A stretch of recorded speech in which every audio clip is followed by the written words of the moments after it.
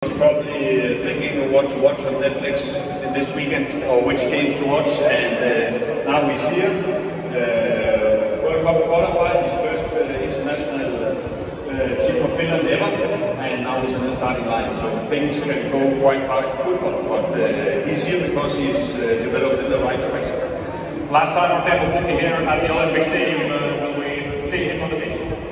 It's too early to say. He's not in the starting line, as you know, but let's see how the game goes on. It has to be from a football perspective, and maybe we need his skills at some point in the game.